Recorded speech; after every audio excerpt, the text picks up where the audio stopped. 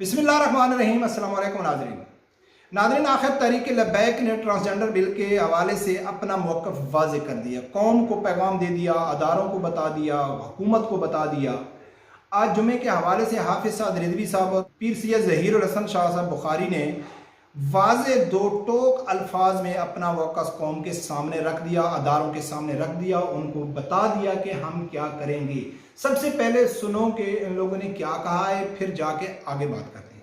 इससे पहले भी तहरीक लब्बैक पाकिस्तान ने अपनी जानों की परवाह ना करते हुए नबी अलैहिस्सलाम की इज्जत और नामूस पर पहरा दिया, बल्कि दीन पर जब भी मुश्किल वक्त आया है तो तहरीक लब्बैक पाकिस्तान मैदान अमल में रही है।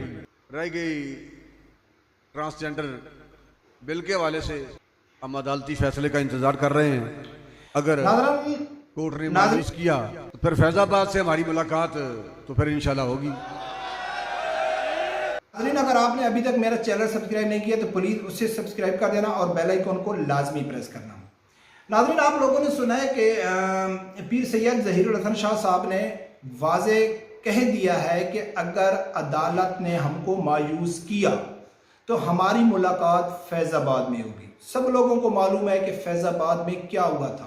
इसी हुकूमत ने, इसी जो नवाज शरीफ की हुकूमत, इसी हुकूमत ने ख़त्म नबूवत के कानून में चेंज करने की कोशिश की थी और तारीख़ में ये लिखा जाएगा कि वो तहरीक लब्बैक की थी जो अल्लामा खादिम हुसैन रिज़वी रहमतुल्लाह अलैह की क़ियादत में इस हुकूमत का जो मकरूज चेहरा था इन लीडरों का, वो अवाम के सामने रखा था कि ये किस एजेंडे पे काम कर रहे हैं। तो उन्होंने फिर फैज़ाबाद की धमकी दी, लेकिन हाफिज़ साद रिज़वी साहब ने साथ में वज़ीराबाद भी ऐड किया कि अगर कोई ऐसे शरीक कानून से टकराएगा जो गैर शरीक काम करेगा तो उसको पहले तहरीक लब्बैक से टकराना पड़ेगा। और यही हकीकत है और यही तहरीक लब्बैक का मकसद है कि अगर ऐसा अदालत ने हमको मायूस किया तो फिर उसने कहा है कि वज़ीराबाद और फैज़ाबाद की तरह हम एहतजाज करेंगे, यानी कि मैनी खेज, नतीजा खेज जो एहतजाज थे तहरीक लब्बैक के, उनकी उन्होंने धमकी दे दिया। और सब लोगों को मालूम है कि ये दूसरी सियासी जमातों की तरह यू टर्न लेने वाले नहीं हैं। हाफिज़ साद रिज़वी साहब यू टर्न लेने वाला नहीं है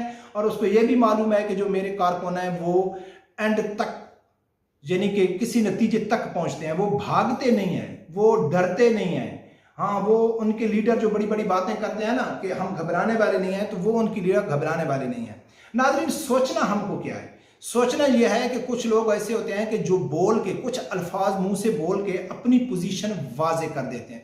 ऐसे वाज़ेह कर देते हैं कि जैसे कि दिन को 12 बजे सूरज चमकता है ना, ऐसे सब लोगों के सामने उनकी पोजीशन वाज़ेह होती है, उनके सामने भी अपनी पोजीशन वाज़ेह होती है।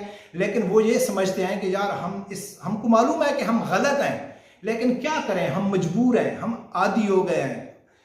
मिसाल के तौर पर कि अगर अब जो लोग कहते हैं ना कि कहाँ हैं तहरीक लब्बैक वाले, जब भी कोई ऐसा मसला हो, ख़त्म नबूवत का मसला हो, फ्रांस का मसला हो या ऐसा यानी कि कोई बिल हो, तो कहते हैं कि कहाँ हैं तहरीक लब्बैक वाले, या कोई मजहबी जमातों को जो लोग पुकारते हैं। तो इससे एक चीज़ तो वाज़ेह हो जाती है कि जो पुकारने वाले लोग हैं उनकी नज़र में ये चीज़ क्लियर है, वाज़ेह है कि जो काम हो रहा है वो गलत हो रहा है, गैर शरई काम हो रहा है, गैर इस्लामी काम हो रहा है।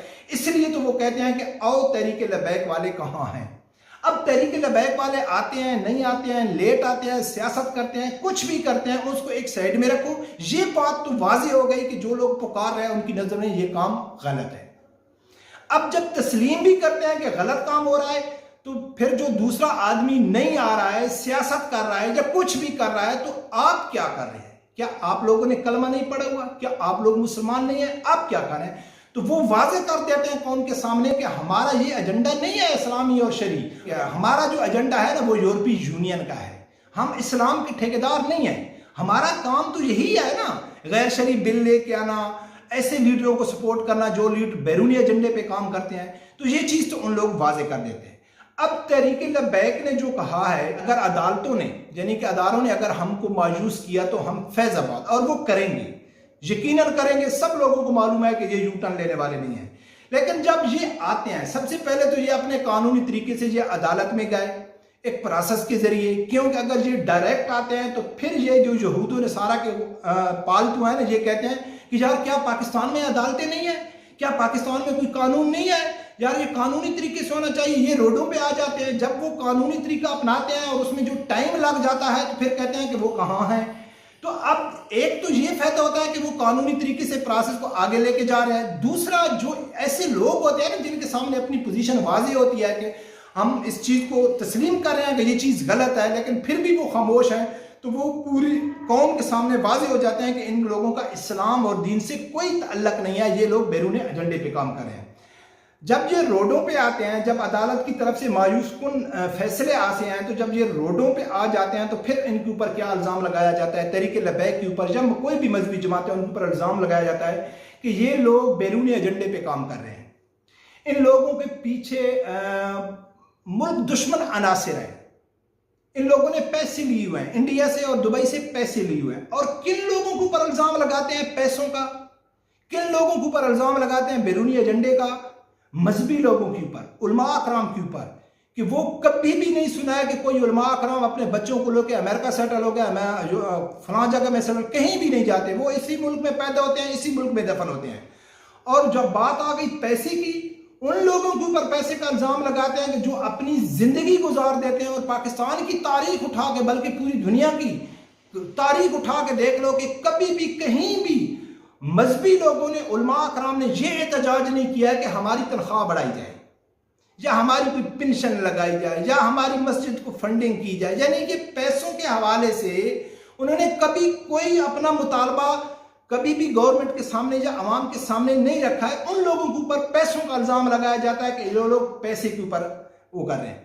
اور یہ لوگ اتنی خوشگوار زندگی گزارتے ہیں اپنے 10,000 15,000 لمیٹڈ آمدنی کے اوپر کہ کبھی ہم نے نہیں سنا ہے کہ کسی عالم نے اپنی بیوی کو قتل کر دیا، یا کسی عالم نے اپنی بیوی کو طلاق دے دی، یا ان کے گھر میں اکثر لڑائی جھگڑا رہتا ہے، ان کی جو ازدواجی زندگی ہے وہ ٹھیک نہیں ہے. الحمدللہ کبھی نہیں سنا ہے، کبھی نہیں سنا ہے. وہ نارمل خوشحال زندگی گزارتے ہیں، اور کبھی وہ اپنے ذاتیات، اپنی ذات کے لیے، ذاتی مفاد کے لیے وہ کبھی بھی روڈوں پہ نہیں آئے. اور ان کے جو وسائل ہوتے ہیں وہ بھی محدود ہوتے ہیں. لیکن جب مسئلہ دین اور شریعت کا آئے تو یہ لوگ نہ اپنے مال کی طرف دیکھتے ہیں، نہ اپنی جان کی طرف دیکھتے ہیں، نہ اپنے بچوں کی طرف دیکھتے ہیں، کسی چیز کو بھی نہیں یہ دیکھتے. یہ صرف اللہ اور اللہ کے رسول کی خاطر، دین کی خاطر روڈوں پہ آ جاتے ہیں، اور ہر قسم کی قربانی دینے سے وہ دریغ نہیں کرتے. اور ثابت کیا ہے ان لوگوں نے، پاکستان بننے سے لے کے آج تک دیکھ لو، ثابت کیا ہے ان لوگوں نے کہ جب یہ روڈوں پہ آتے ہیں تو اپنے مطالبات منوا کے ہی واپس جاتے ہیں. یہ سب لوگوں کو معلوم ہے. میں علماء حق کی بات کر رہا ہوں، صحیح العقیدہ علماء کی بات کر رہا ہوں. وہ بھی عالم ہے کہ جو حکومتوں میں بیٹھے ہوئے ہیں، جو نواز شریف، عمران خان کے ساتھ بیٹھے ہوئے ہیں، اور ان کی موجودگی میں یہ بل پاس ہو رہا ہے، تو وہ ان کو عالم نہیں کہنا ہے، وہ عالم کے نام پہ دھبا ہے. شکر ہے کہ نبی اکرم صلی اللہ علیہ وآلہ وسلم نے واضح کر دیا تھا کہ آخری دور میں وہ بھی عالم ہوں گے جو جہنم کا ایندھن بنیں گے. ٹھیک ہے نا؟ اگر یہ احادیث شریف اگر ہمارے سامنے نہ ہوتی تو بہت ساری چیزوں میں گڑبڑ ہو جاتی کہ یار وہ بھی تو عالم ہے جو حکومت کے ساتھ بیٹھے ہیں. تو ناظرین، یہ تھا پیغام تحریک لبیک کا. اور یہ عمران خان کی طرح اعلان نہیں ہے، دوسری سیاسی جماعتوں کی طرح اعلان نہیں ہے کہ کمپرومائز ہو جائے گا تو پیچھے ہٹ جائیں گے، کوئی بیچ بچاؤ مک مکا ہو جائے گا، اچھا کچھ لے اور کچھ دے کے، عوام کو جھوٹا بول کے.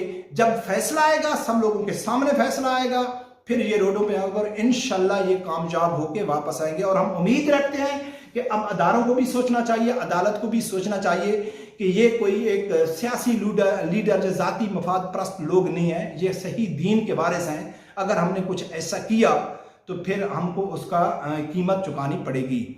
رب پروردگار سے یہی دعا ہے کہ اللہ تعالیٰ ہر آدمی کو حق سچ سننے کی اور اس کے ساتھ کھڑے ہونے کی توفیق عطا فرمائے. اللہ حافظ.